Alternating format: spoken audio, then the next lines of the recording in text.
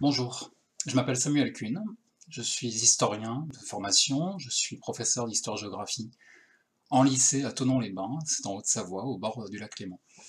Alors, vous le savez, la période que nous vivons, à bien des égards, c'est un choc souvent d'une grande brutalité. Et le projet qui vous est proposé est d'essayer d'appréhender, avec les outils et les méthodes de la discipline historique, cette irruption d'une situation de crise dans le déroulement de nos vies. En menant un entretien, vous allez constituer une source qui pourra être utilisée comme document historique. Et comme tout document, il faut pouvoir l'identifier. Donc pour chaque entretien, on vous demandera de remplir une petite fiche avec votre nom à vous, avec le nom de la personne que vous avez interrogée, mais aussi son âge, sa profession, d'autres éléments biographiques importants, la date de l'entretien, l'heure, la durée de l'entretien, et puis votre lien avec la personne interrogée. Vous préciserez s'il s'agit d'un oncle, d'une tante, de votre grand-mère, d'un voisin, etc. Avant de vous lancer, vous aurez d'abord préparé, avec vos enseignantes et vos enseignants, un petit questionnaire. Il faut ensuite avoir à l'esprit quelques particularités.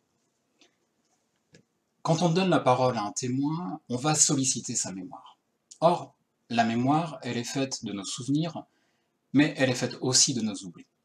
Ce n'est pas un stock figé comme une armoire dans laquelle on aurait rangé les souvenirs.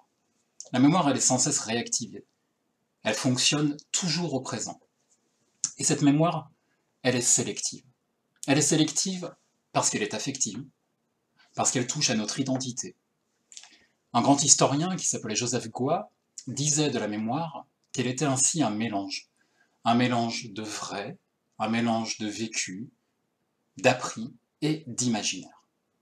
Pour la personne interrogée, la situation n'est pas évidente non plus. Il n'est pas toujours facile de prendre conscience du statut témoin qu'on nous accorde.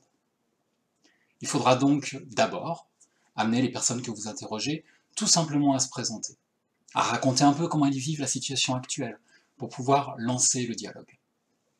Et puis, ayez à l'esprit qu'une enquête orale, ce n'est pas un interrogatoire. Ce n'est pas non plus vraiment une interview où les questions seraient fermées et on attendrait des réponses très courtes.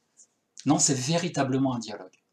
Un dialogue au cours duquel on laisse la personne interrogée s'exprimer, on la laisse dérouler sa pensée, on laisse sa mémoire emprunter des chemins qui peuvent parfois paraître des chemins sinueux, des détours, des chemins de traverse, parce que les digressions peuvent aussi être révélatrices.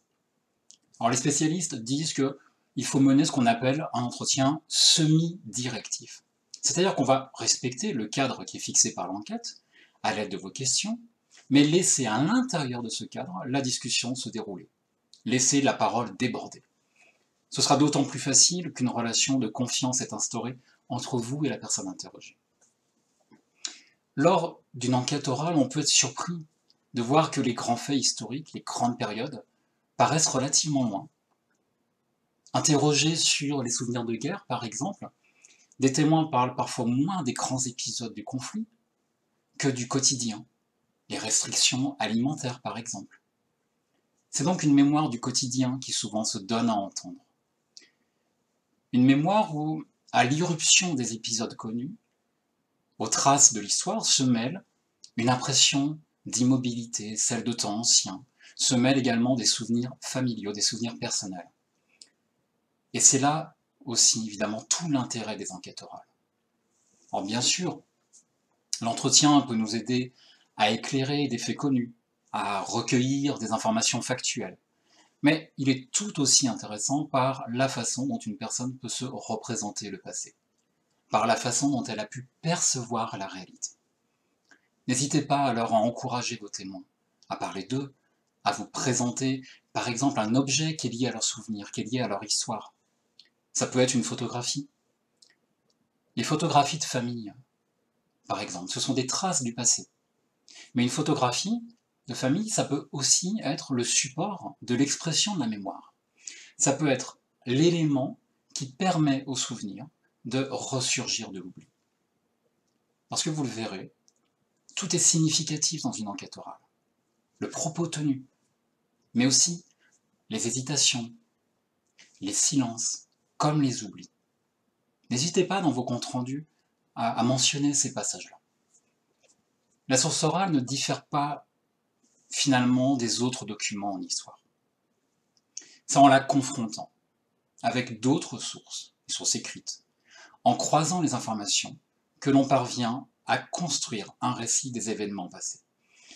Que l'on peut, par le travail qui est le propre du travail de l'histoire, un travail de contextualisation, articuler cette mémoire vivante que vous allez recueillir à l'histoire. Voilà, bon courage à toutes et à tous, et surtout, prenez bien soin de vous dans cette période.